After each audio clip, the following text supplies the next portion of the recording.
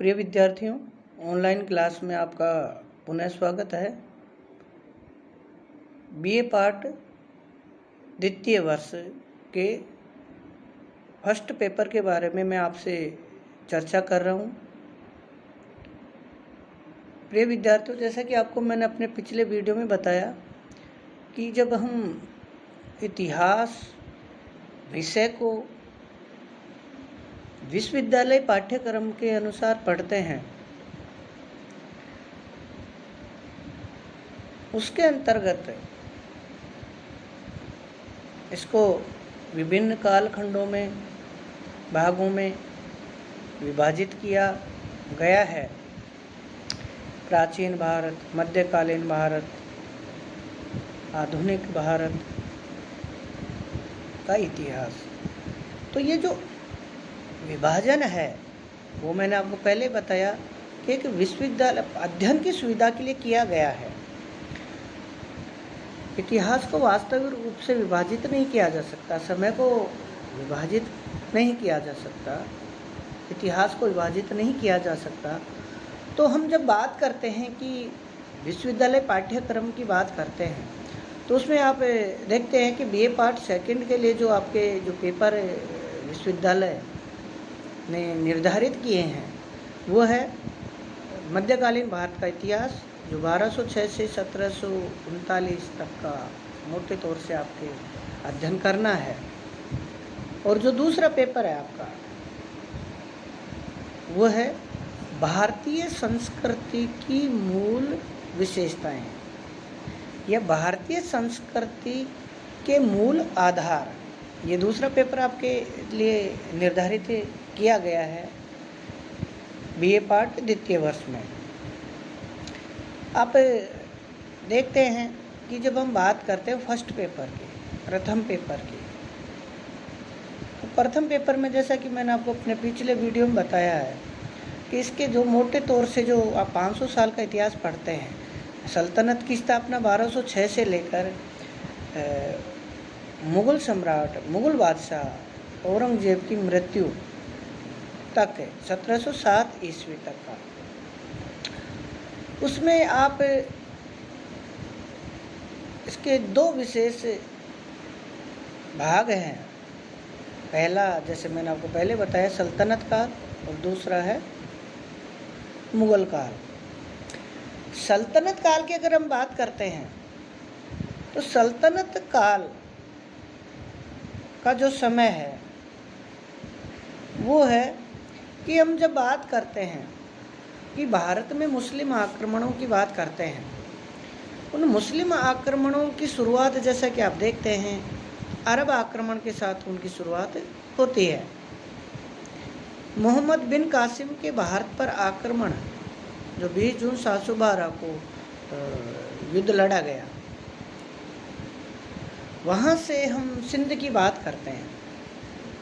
सिंध के राजा दाहिर और मोहम्मद बिन कासिम के मध्य। तो जब हम इनकी बात करते हैं, अरब आक्रमण, मुस्लिम आक्रमण की बात करते हैं, उसके बाद हम देखते हैं कि दूसरा जो महत्वपूर्ण आक्रमण, जो तुर्क आक्रमण भारत पर माना जाता है, वह है महमूद गजनवी के आक्रमण। और महमूद गजनवी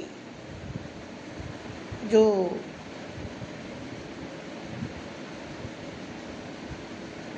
गजनी का शासक था, महमूद गजनी ने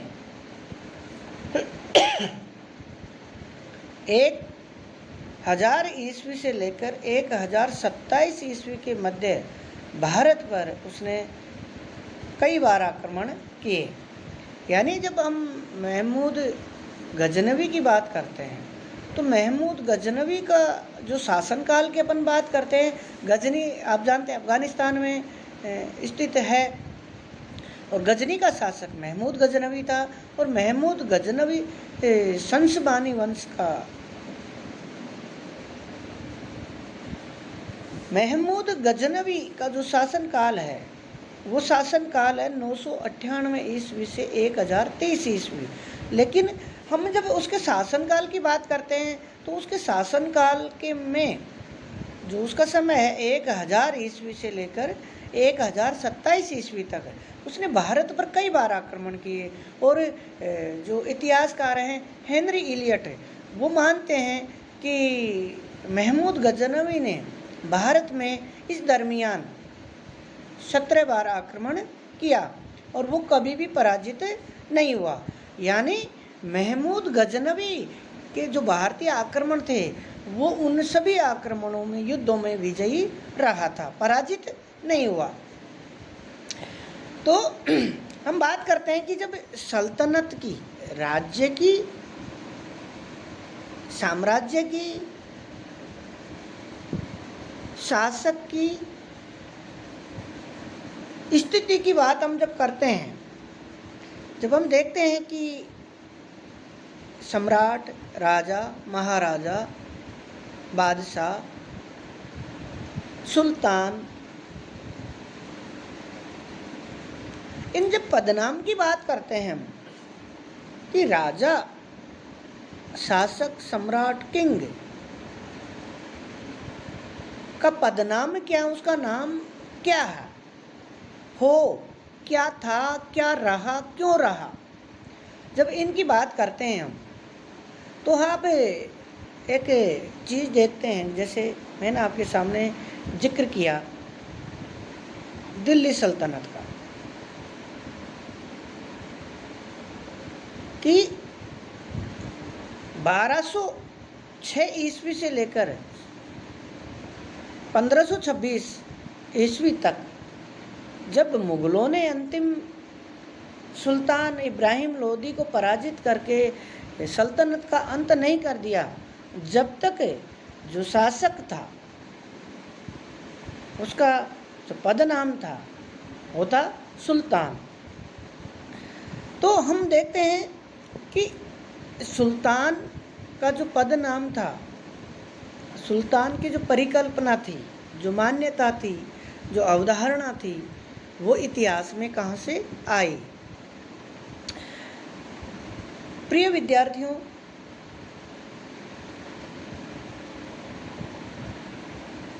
मुस्लिम राजनीतिक शास्त्र की बात करें या मुस्लिम राजतंत्र पद्धति जो है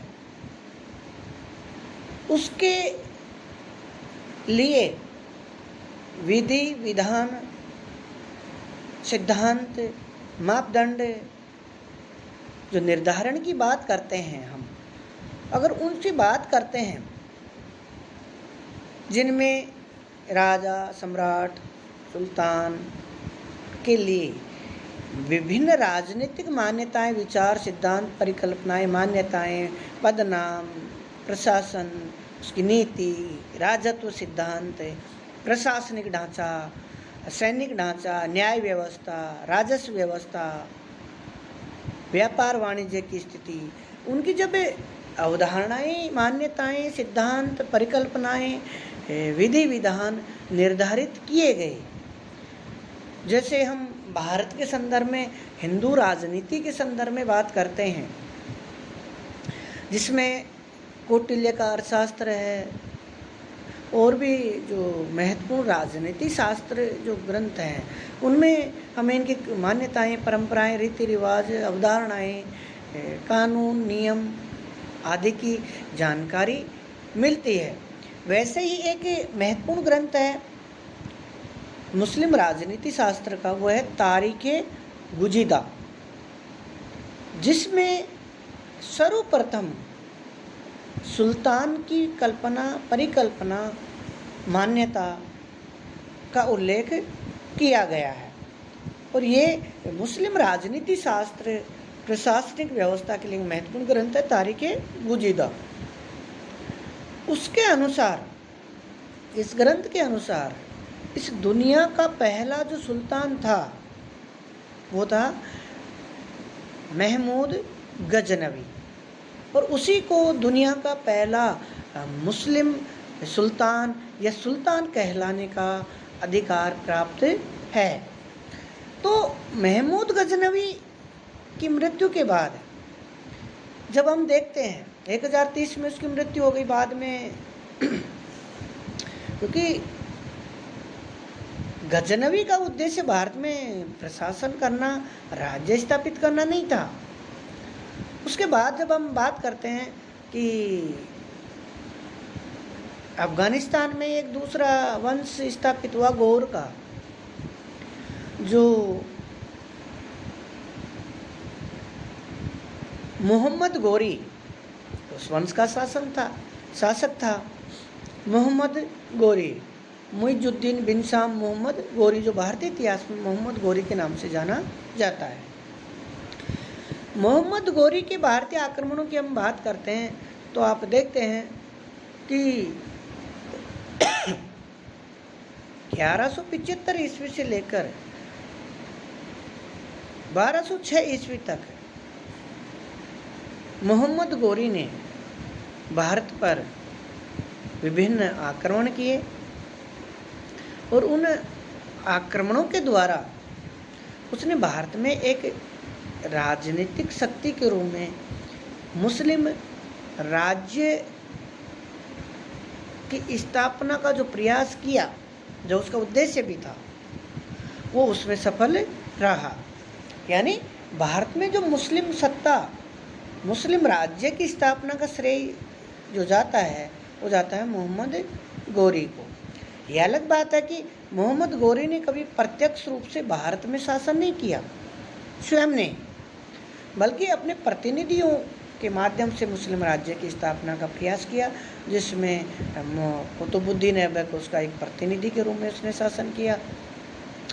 तो 1206 में मोहम्मद गोरी की मृत्यु के बाद जो भारत में दिल्ली सल्तनत की स्थापना हुई, उस दिल्ली सल्तनत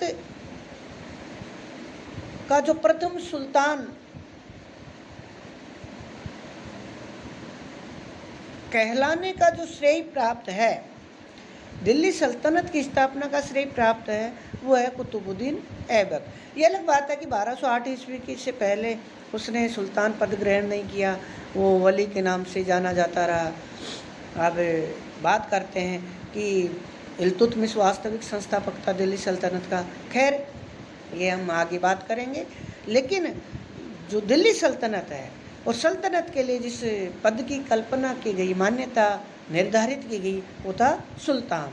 इसलिए सुल्तान के द्वारा संरक्षित, स्थापित, शासित जो काल, समय, राज्य, साम्राज्य कहलाया, वही सल्तनत काल कहलाता है, क्योंकि इस समय शासक का पदनाम सुल्तान था। धन्यवाद।